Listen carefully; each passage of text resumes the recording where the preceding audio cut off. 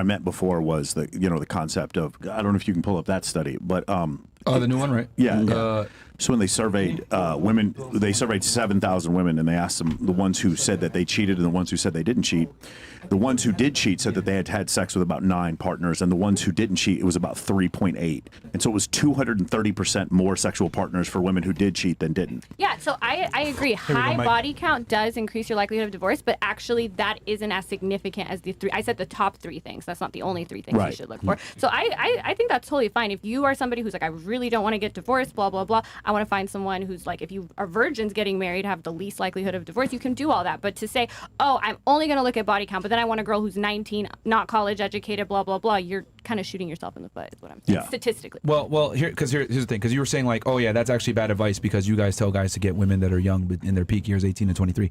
What I'm saying is that that's just one component of what we tell guys to do. But on top of that, right, that ability to do that is contingent upon your skill set as a man and your competence. Are you getting money? Are you in shape, etc.? Are you actually more than likely the best option that she can get compared to her peers? If the answer is yes, then you're going to be fine. Like, I get what you're saying. Well, actually, how do you know they're going to be fine? Do you just feel it? How do you, like, where are you getting that if you have your money right, etc.? Because I assume that if you're a 20-year-old and you're marrying a 35-year-old, you're not going to marry, and you're attractive, you're not marrying a broke 35-year-old, but you're still going to be likely to divorce him.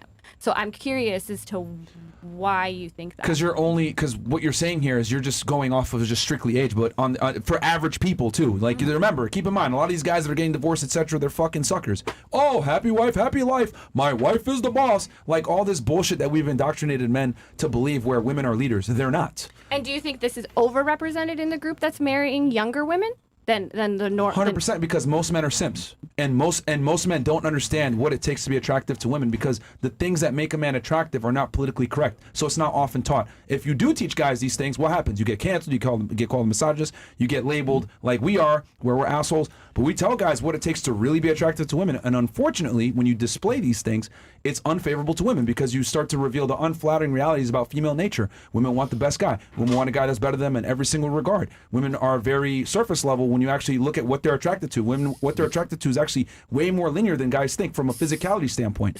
So when you start to say these things, you get labeled a misogynist and they censor you. So most men have not had this information for decades. So, but are simps more likely to marry a woman 10 years younger than them? That's my question. Like, if the divorce rate is higher for people that are marrying women 10, 15, 20 years younger than them, are those men more likely to be simps because they're more likely to get divorced? What I'm saying is that the knowledge that we provide, because you're just looking at it from an age perspective. What I'm saying is that you can't just go ahead and say, I'm going to get a bad bitch that's 21 and not take in all the other stuff that we're giving, because yes, you will get divorced. But what I'm saying is that the guys that you're talking about that are getting divorced off of this age gap, etc., they're not applying all the other things that we teach men. Mm-hmm. How do you know that, though? How do you know they're less likely to apply it than because people? most people are average. Because most guys, most men and women are average. Here's one piece of data. So Dr. Buss talks about this in The Evolution of Desire, about the May-December wedding. Yeah. And this has to do with the amount of mate guarding men do when the wife is significantly younger than them.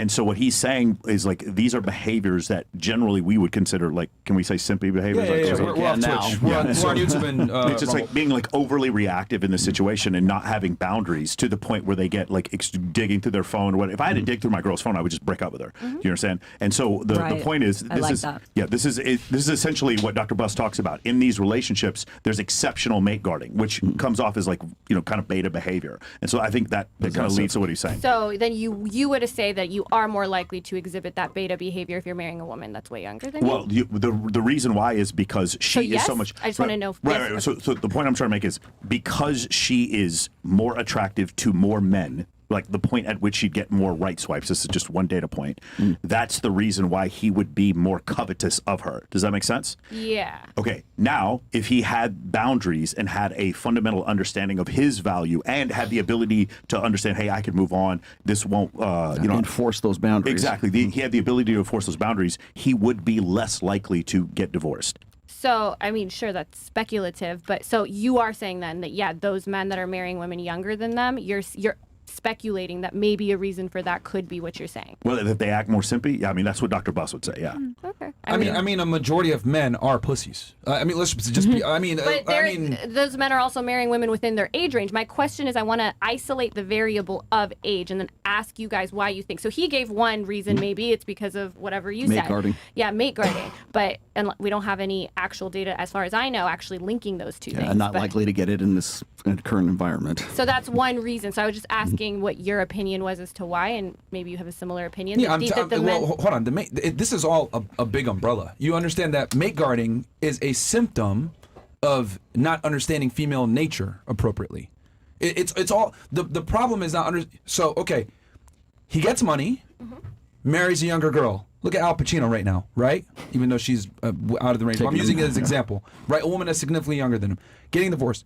So what happens a lot of times is guys don't understand their own value. They get with a girl, they pedestalize her. She thinks she's better than him, and then ends up leaving. I could do better. So that's what I mean. The speculation. And she wears the pants in a relationship. A lot of marriages, you ask the guy, why do you think the whole phrase "happy wife, happy life" is a thing?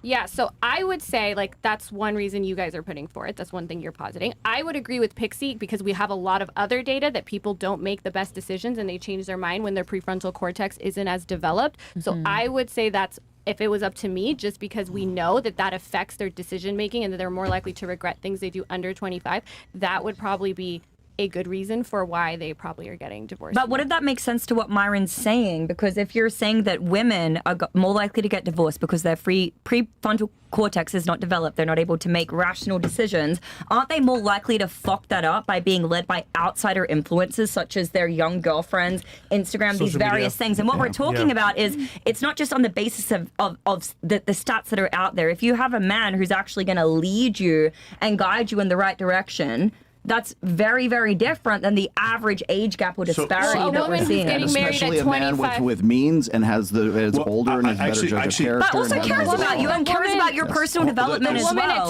25 who's been socialized by society is less likely to get divorced, though. So I don't understand. Yeah, but let's there's one other thing, because there's the Washington Post article that talks about May-December weddings and the difficulties of it. And that is the concept of, like, if, say, she's 25 and I'm 50, that's a 25-year difference.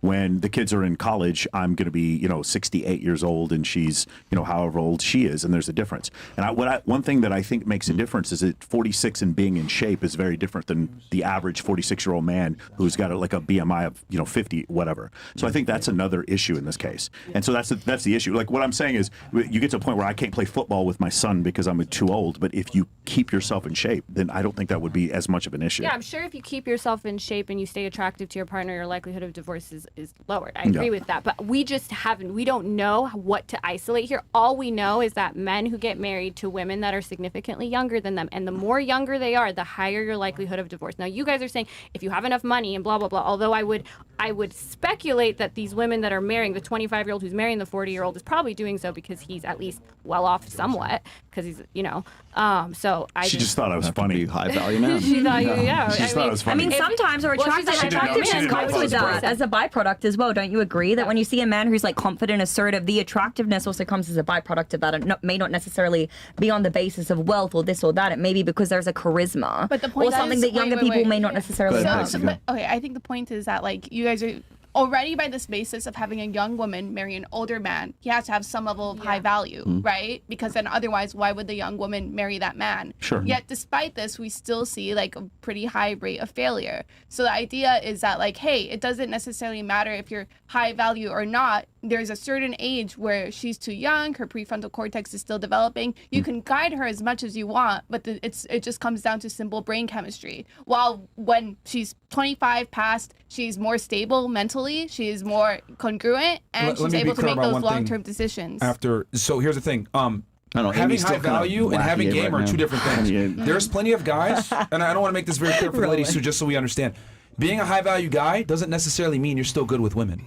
There's plenty of guys that are high value, that have their shit together, have some status, have some respect, etc., but they're terrible with women. Yeah, specifically, I remember, again, from Evolution of Desire, is the concept of, if I am in my 50s and she's 25, my ability to replace her is less. And that is what all of us, no matter if it's a 3-year age difference or a 25-year age difference, vehemently suggests men do not get into that situation. Not to leave your wife, but to at least be in enough shape, good enough shape, and to have enough charisma and to have enough financial means to where if you had to, you could. Because if your wife believes fully that you're the best, she's the best you can do, and you could never replace her, then that's where we could end up in some of these problems. Yeah, but like what Pixie and I are saying is that usually a woman who's 25, if she's marrying a 50-year-old, or a woman who's 20 who's marrying a 35-year-old, she usually has some of these things. That's what attracted her to him, right? If he had some of these things you're talking about money. We're talking about other things. So, like for instance, an abundance when it comes to women, or an abundance when it comes to networking, or the ability to communicate,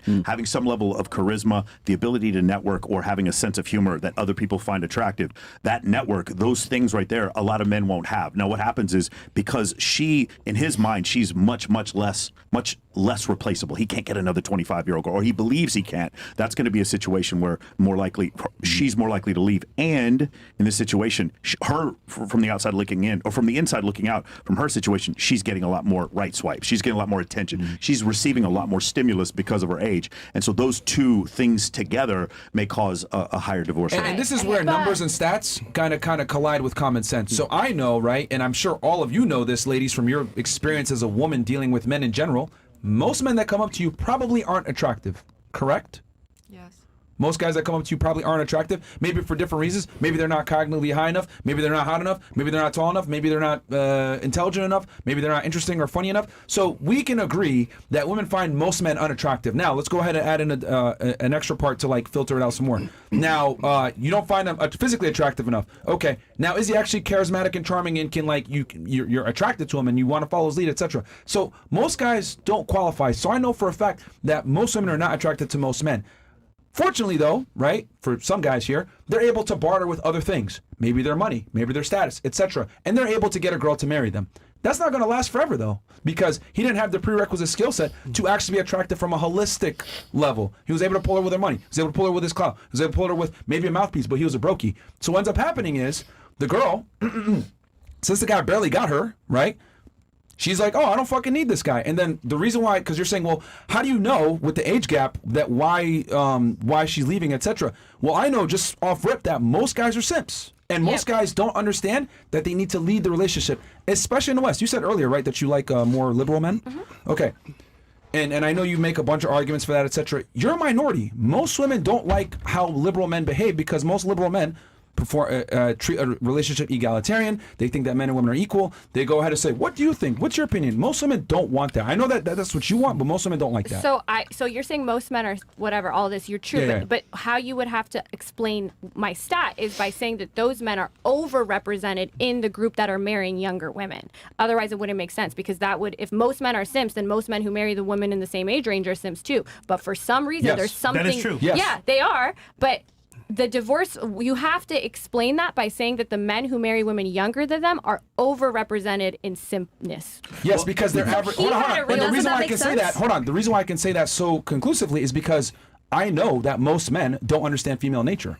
So the men that are polled, that are getting married to these younger women that are getting divorced, right? But that with this age gap that you're describing, what I'm saying is that they might have pulled her with one skill set, maybe two skill sets. Maybe they had money, but they were charming, but they're ugly or whatever. Who knows? The point I'm trying to make is that this age gap doesn't account for their ability to be a leader and be attractive in other facets because women have a multivariate analysis of what they like. But what I'm saying is those men that are marrying women younger to them have to be less likely than people who are marrying people in the same age for it to make sense why they're getting divorced at higher rates. They're average guys.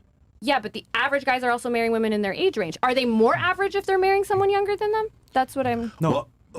There's a baseline here, and most guys are average. So by default, just because he's marrying a lower age woman doesn't mean... We're talking about average as far as like being attractive and understanding female. I'm not talking about socioeconomics. I'm talking like they have certain preconceived thoughts where they just don't have attractive traits in their behavior. That's what I'm saying. And are those men to be more likely to marry women younger than them than men who don't have, the men who have charm? That's my question. They think marrying a woman that's younger is gonna be better for them. But by default, they're still a simp. They still don't understand women naturally. Are men who marry women younger than them more likely to exhibit simp traits than a man who marries a woman 25 and older and generally in the same age range that has a less statistical I want to know what the age differential we're talking about here, because we really need to clarify that. So It's one, like I said, it's one thing if a guy's basically. like, okay, so 10 years. 10 years increases your likelihood of divorce by 40%. Because right, statistically speaking, women tend to they desire anyways, guys who are anywhere between 3 to 7 years older than they are. So it comes out to right about 5 years as the difference. Are we talking if the guy's 5 years difference? Are we now in a different category? So you are, but the likelihood of divorce is still higher than if you marry someone within 3 years. But 10 years is when 10 years it goes up by 40%. That's quite a big difference. So I would say a lot of you guys are in your 30s, and you guys, at least some of the stuff I've heard, I want a woman who's 20, 21, 22. That woman is more likely to divorce you than a woman at 25 is. That's what I'm saying. If you're a regular guy. Yeah. But you Key. If you're a regular guy, you're excluding all the other advice we give. Yeah. You're saying, okay, statistically speaking, if you're a regular guy and you get with a girl 10 years or above, you have a higher chance of getting divorced. Yeah. True. However, if you implement all the other things we teach on this podcast, with understanding frame, understanding what arouses women versus what attracts them, the difference between that, getting your money on point, getting in the gym, being attractive, understanding how tonality, how to speak to a woman properly, right? Speaking to her in a certain type of way versus speaking to a woman versus speaking to a man. If you understand all these things, that's going to significantly reduce. Wouldn't that reduce it for everybody? So my question is, here's the thing. The difference is, I forget if it's called attractiveness differential or attractiveness quotient or attractiveness quotient differential, something like that. They talk about it in evolutionary psychology. The difference, it's not just his simpiness versus her attractiveness. It is the delta between the two that then makes him more simpy. Do you understand what I'm saying? I get it. So I agree with you because relationships